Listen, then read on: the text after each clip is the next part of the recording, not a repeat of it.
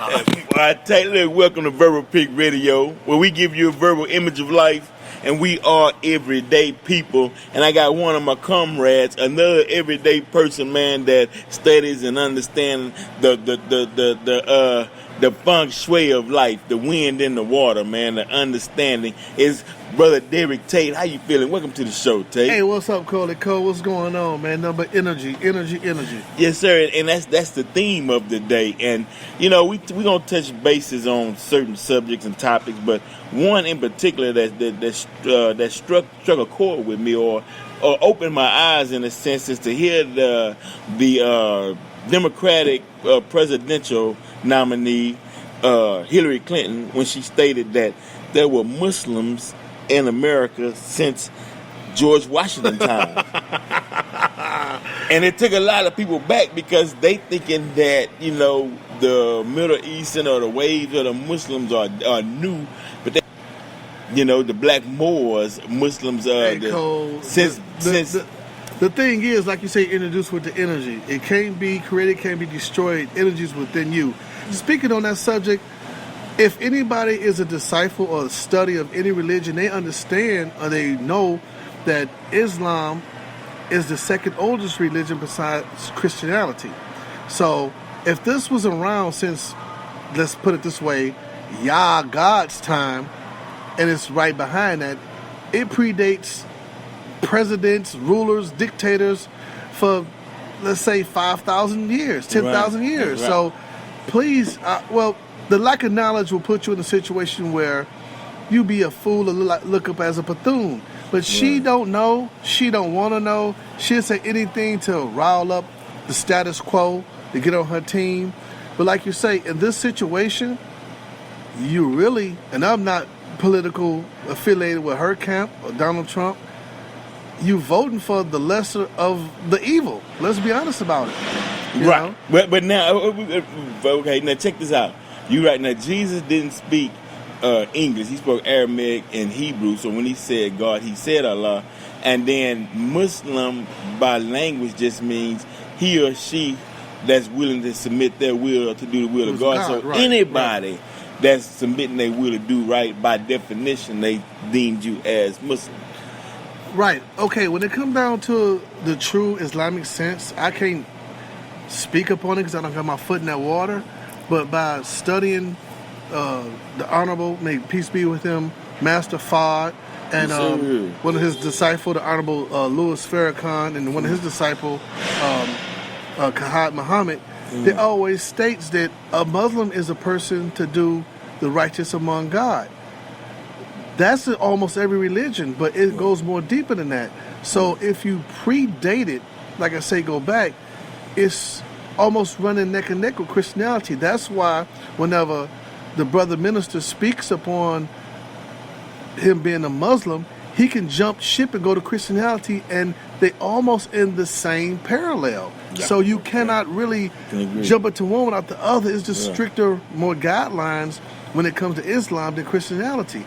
But when it comes to both of them, all religions, to be fair, if your belief is in God, and if it points you to a higher direction, a higher learner, a higher ability, or a higher stake among your life, or your brother man, or your brother, your sister, oh, that's fine, and I accept that. All right, good answer. And now we go back to voting of the lesser of two evils, right? Now you're right. Some of us are voting for the lesser of two evils, but some people out there seem like they voting for the evilest of the evilest. You know what I mean? You got some who want to see some dignified person in office that's upright. Then you got some saying, "Nah, put it all down." Look at this way, Brother Cole. If Hitler was on a card, I guess it'd be a three-way race. But I'm not trying to hurt. I'm not trying to hurt like Hitler. But here's the deal: when it comes to people of color, when it comes down to voting this election to somebody who have our ways, means, ideals, and really support what we think about, we still lost on the ship. Because when it comes to political aspirations of our people, they'll sell you ice cream in Antarctica. You see what I'm saying? Just to get what they want. Come on. Yeah. But when it comes down to the real point of, I got 30 years in government, this and that, but fine and dandy, have you really helped the people, or that's just a cliche you using? And Donald Trump, I paid taxes, I helped hire this many people. Come on, man. Like I say, if you boil them both in the pot and you pour out what's left, hell, it's going to be the same. That's right. You know? That's right. Now, for those who are listening, when you hear this brother talk about the minister, talk about Master Farad Muhammad, you got to understand he grew up in Detroit, and that's where Mosque 1, that's where Master Farad Muhammad came to Black Bottom, Detroit. So when he's growing up, him hearing about the nation, that's just like everyday normal activity. And this is true, because I have an uncle, Jerome Abdullah, he converted, and I was a young man going over his house and seeing the different aspects of life that in his temperament, in his way, he upbringing his kids, and it was not like I'm a member of being a Muslim, but all through my life, the influence of positive black people and doing the right thing has always been intertwined in my community. I always knew, like I said, if not my family, it's just the format of Detroit being the big hub for Muslims.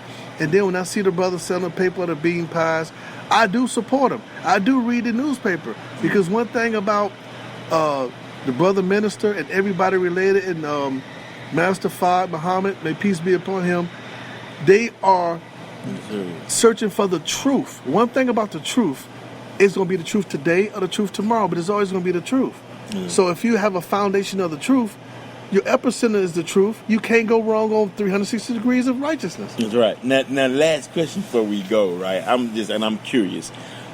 How do you see, or how do you feel that out of all the gaffes that Donald Trump has made, things he said about women, blacks, Muslims, and whatnot. Shit, everybody. Everyone. Unless you're rich. Unless you're rich. So how is it he's still, and people are saying he still have a chance to win this thing? Are we looking at two different Americas? Well, Cole, you got a point that I'm going to entertain. If you put a Rembrandt or a Van Gogh or Picasso on a wall, and you have 99 people look at it, you're going to get 100 different opinions. Come on. Because America is so sliced up like that, and people really believe in this guy. I believe in a man stepping forward, at least. Here's the deal. You have to be in something to win something. Right. But instead of him coming with truth, logic, understanding, being humble, you got to look at this man. He never been that. Silver spoon in his mouth, owned multiple $1 million business, Fortune 500 guy for the last 20-some years. He is so numb and so unconnected with the people, especially poor or people that look like me and Cole. Right. He don't really care. No. But he have to understand, when he at this point in his life now, he needs the vote. Right. Just like Obama needed the white vote, he needs the Jewish vote to get over. Now everything is flipped over. Right. But just think about it throughout history. Everybody who ran for office of a Caucasian race always settle down and try to fish us in to get the vote, and then after that abandon us. Right. And now it was reversed for Obama. Now it's back on these two incumbents to win a political office. So, like Cole said, it's the less of two evils, but it's still evil. Mm-hmm. But when you evil, there's no degree of evil. Come on. There's none. Once you evil, you're evil. Even on the Star Wars, you think Star Wars was based upon somebody's fictionist thoughts? Right.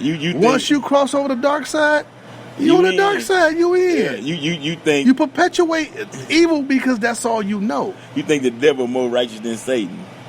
Shit, I think they're the same person. They're the same person, man. That's the trick, man. The biggest trick with to make people think that the devil didn't exist. And you know what? Going with Cole, another thing is the biggest trick that God didn't exist. Yeah. So when you go out to it, it's almost two sides of a coin. Yeah. But here's the difference: which side of the coin you going to spin? Yeah, come on. Eternity with. Okay, we gonna hold this show open because you hit on the point, right, bro? Now let me ask you this then: does the ultimate decision or judgment, does that come from how the individual perceive life, and that's what they lean to, or does life dictate the individual, or does the individual dictate life? Well, look at it this way: a person have to be born, and all of evil and good is a learned trait, right? Come on. So it depends on where your heart at, where you want to carry it. If you want to be evil, and the old cliche is God don't like evil, he ain't too, damn about pretty or ugly or whatever cliche we come up, as black folk. Right. Here's the deal. I'd rather be on God's side to go see God. And everything I do in my life that's not proceeding to that, I'm going to have to pay for my own way. Right.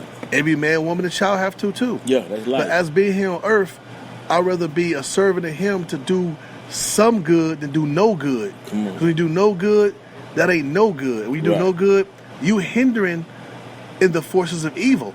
I don't want to be evil. Right, you want to leave behind a positive legacy about yourself. Right, because your kids going to have to carry on for that. And I don't want their name to be scarred because of what I've done. Right. Yeah, well, people don't understand that concept. Though. Shit, look at the Kennedys. All that money, all that power. And they are. And just because what the granddaddy did many, many years ago with slavery and running liquor and doing all that evil, his hand touched that family in the wrong way. I don't want my legacy to be dependent on that. No, not at all, bro. Not at all. I always have this saying that if there is a such thing as reincarnation, I want to leave it better and make sure my children are okay, just in case I got to come back.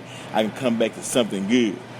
I don't want to come back in the next lifetime in a shack somewhere in the deep woods with no electricity. Set me up right. You know what I mean? You know what? When you do right by the man have righteous for you, but you do evil, so you might come back as a 20-watt light bulb. I don't know what's going on. Right. Yes, right. Hey, you never know. We gonna enjoy it, man. I always, this is part 2 of an interview that we had done previously. Man, thank you for your insight, because a lot of people don't understand it. And actually, like we stated before, man, this brother comes from a family of people of accomplished brothers, man, that accomplished in the boxing world. And you hear the last name Tate. So, you can actually hear for yourself and witness that he's not just speaking words, he's actually seen, out of his own eyes, and then he's relaying what he's seen to the public. Yeah, like you say, these eyes done seen many things, good and bad. But if I had to put it all in a thesaurus or write it in a book or have it in sell in a book, it wouldn't even fit. So as long as God bless me with the knowledge and breath, I'm just gonna keep on marching in His light. Now hey, man, that's the ticket, man. We appreciate it. Verbal Pick Radio. We out.